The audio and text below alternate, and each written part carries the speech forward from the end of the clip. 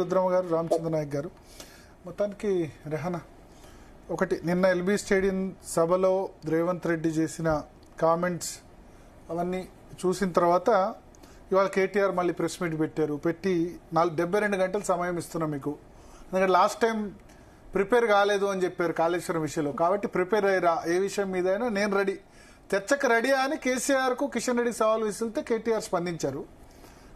రమ్మ ఎక్కడ టైం నువ్వు చెప్పినా సరే, నేను చెప్పినా సరే, ప్లేస్ నువ్వు చెప్పినా సరే, అదేదో బాలకృష్ణ సినిమాలో డైలాగ్ ఉంది కదా, ప్లేసులు కూడా చెప్పారు. మీ సొంత ఊరు కొండారెడ్డిపల్ల, మా సొంత ఊరు చింతమడకన, కేసీఆర్ సొంత ఊరు, లేదా గజ్వేల్లో పెడదామా, ఎక్కడ పెడదామా రండి, ఎక్కడ పెట్టినా రెడీ, లేదా ప్రెస్ క్లబ్ లో పెడదామా అని చెప్పారు.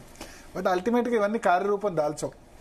ఇప్పుడు కిషన్ రెడ్డి స్పందించారు కానీ దాని చర్చ వస్తానని నేను చెప్పలేదు.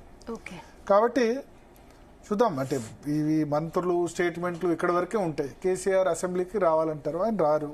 కేసీఆర్ బహుశా సంవత్సరంలో 2 రోజులు రావచ్చు, గవర్నర్ స్పీచ్ రోజు, బడ్జెట్ ప్రవేశపెట్టే రోజు. కేసీఆర్ అసెంబ్లీకి అటెండ్ అవుతారు, ఎందుకంటే ఆ రోజు ఇంకా వేరే ఎజెండా ఏముండదు. గవర్నర్ స్పీచ్ రోజు గవర్నర్ స్పీచ్ చేసుకుని సభ వాయిదా పడుతుంది, బడ్జెట్ ప్రవేశపెట్టిన రోజు కూడా బడ్జెట్ ప్రవేశపెడతారు.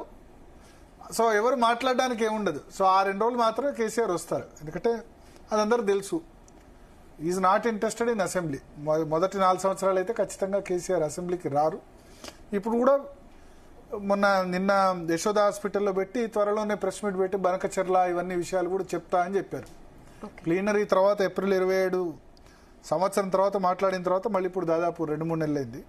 అప్పటి వరకు మాట్లాడరు. ఇట్లా సవాళ్లు ప్రతి సవాళ్ళు అయితే కంటిన్యూ అవుతాయి. కేటీఆర్ సవాలు విసరడం, ఇప్పుడు వీళ్ళు కేటీఆర్ సవాలు విసరడం ఏంది, కేటీఆర్ దానికి రేవంత్ రెడ్డి ఎందుకు మేం చాలు అని వాళ్ళు అంటారు. But KTR also IT minister almost మొత్తం మెయింటైన్ చేశారు కదా.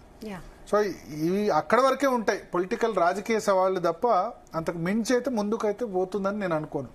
నిజంగా ఇద్దరు నేతలు చర్చ దాకా పోయింది చాలా తక్కువ. అమెరికాలో ఉంటుంది ఇట్లా, యుఎస్ ప్రెసిడెంట్ ఎలక్షన్ అప్పుడు మీకు జో బిడెన్ వర్సెస్ ట్రంప్ అట్లా టెలివిజన్ చర్చలు ఉంటాయి ఖచ్చితంగా. ఓకే సరే, జో బిడెన్ అంటే మొన్న ఆమె కమలా హారిస్ వర్సెస్ ట్రంప్ ఇద్దరు డైరెక్ట్గా చర్చ. బట్ మన దేశంలో ఇంకా ఆ స్థాయి ఓపెన్ ఛాలెంజ్ అనేది రాలేదు, కాదు అని కూడా నేను అనుకుంటున్నాను. ఈవెన్ ముఖ్యమంత్రి స్థాయిలో కూడా కాదు, ఈవెన్ ఎమ్మెల్యే స్థాయిలో ఛాలెంజ్ విసురుకుంటేనే పోలీసులు అరెస్ట్ చేసుకుంటున్న పరిస్థితి, నువ్వు నేను చర్చకు వద్దామా అక్కడికి వద్దామని. సో ఇది అక్కడ దాకా అయితే పోదు. బట్ రేవంత్ రెడ్డి ప్లాన్ అయితే 100 సీట్లు అన్నది, ఆయన నియోజకవర్గాల పునర్విభజన అయితే 153లో 100 సీట్లు ఖచ్చితంగా గెలుస్తామని చెప్తున్నారు. చూద్దాం, లోకల్ బాడీస్ ఎలక్షన్స్ ఉన్నాయి కదా ఇప్పుడు, మన మంత్లో ఏం జరుగుతుందని. Okay Bharat, thanks for the analysis. So ఇది ఇవాళ stay tune to Zee Telugu news. News analysis with Bharat. తెలంగాణలో మళ్లీ కాంగ్రెస్ దే అధికారం అంటున్నారు.